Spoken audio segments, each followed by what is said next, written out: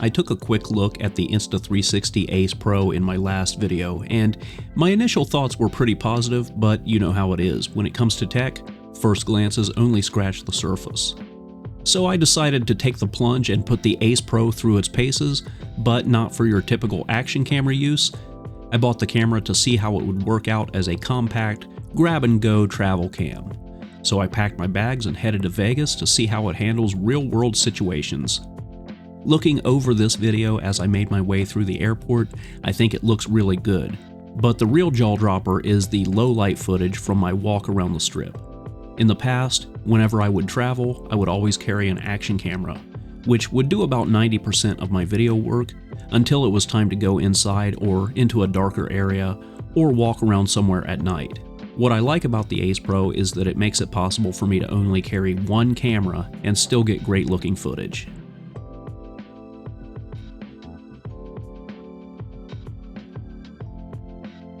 During my first full day in Vegas, I visited the Valley of Fire, and generally on a bright sunny day, the colors there are a lot more vibrant. But on the day that I went, it was very cloudy out with a lot of overcast. Regardless, I think the colors still look great, and I recorded everything in the standard picture profile. If I wanted the colors to pop more, I could have recorded in the vibrant profile or boosted saturation in post, but I don't think it's necessary. Also, I could have recorded in a flat profile for more leniency in color grading in post, but again, it's something that I didn't want to do. I want this to be a camera of convenience.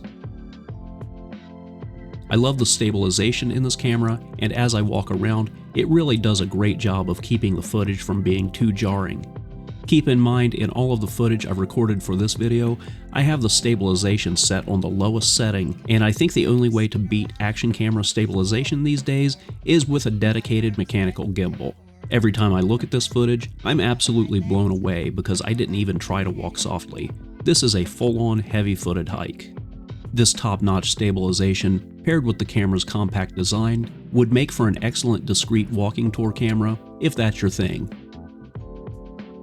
That night, I went back to the city and took some time to test out some more low-light footage at the Fremont Street experience. That is, if you can call Fremont Street a low-light scenario. Regardless, I shot in pure video mode here, and I think the footage looks fantastic. I took advantage of the digital zoom a few times, and with this 8K sensor, digital zoom has come a very long way. Hardly no quality is lost in the video, if any at all. The next day, it rained most of the day, so I walked around and did some indoor shooting.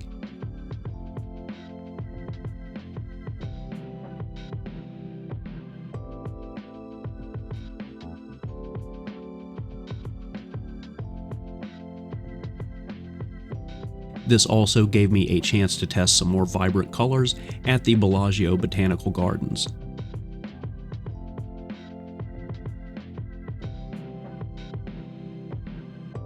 After that, I stepped outside for a minute to test out the 4K 120 FPS video mode at the fountains of Bellagio and some of the smaller fountains at Caesar's Palace, which makes for some really epic slow-mo shots. It didn't stop raining until almost dark, but that gave me a chance to walk around and get some pretty nice still photos.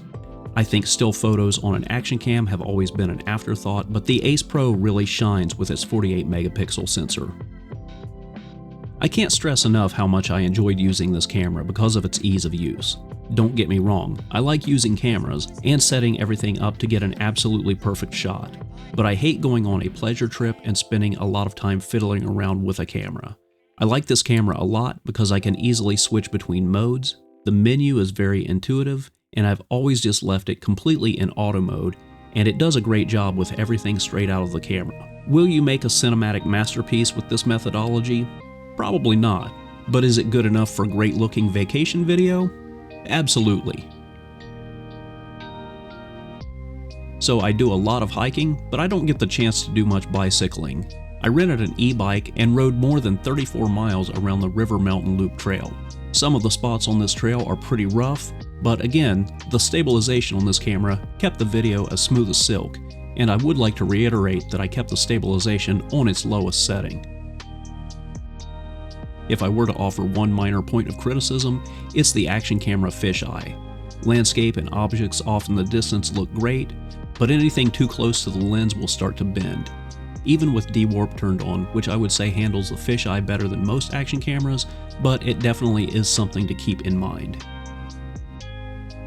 Also, for the majority of this trip, it was extremely windy, so I hope to rely on the built-in microphone of the Ace Pro. However, that was a no-go, and in the future I will take along an external microphone, because for this trip, most of the audio from the internal mic was just not usable.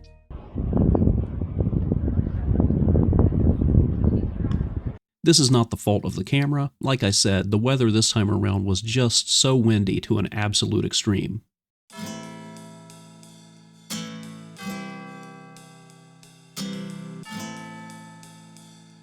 On my final day in Nevada, I took a long drive out to Nelson Ghost Town, and if you've never been there, I definitely recommend checking out if ever you are able. It's one of the coolest places I've ever seen, and at this point, I'm just going to shut up and let the camera tell the story. That's why you're watching this anyway, right?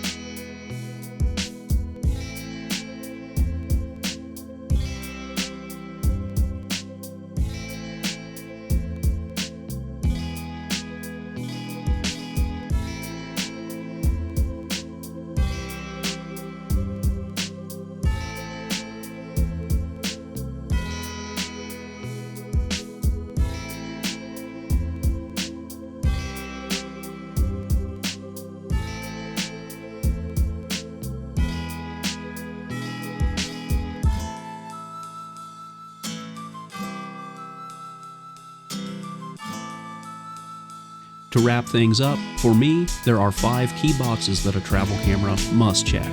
They are, in no particular order, compact design, image quality, ease of use, video stabilization, and low light performance. For me, the Ace Pro meets or exceeds all of those expectations and will definitely be my grab-and-go camera for travel for the foreseeable future. Anyway, that's all I've got for now. Thanks for watching, and I'll see you next time.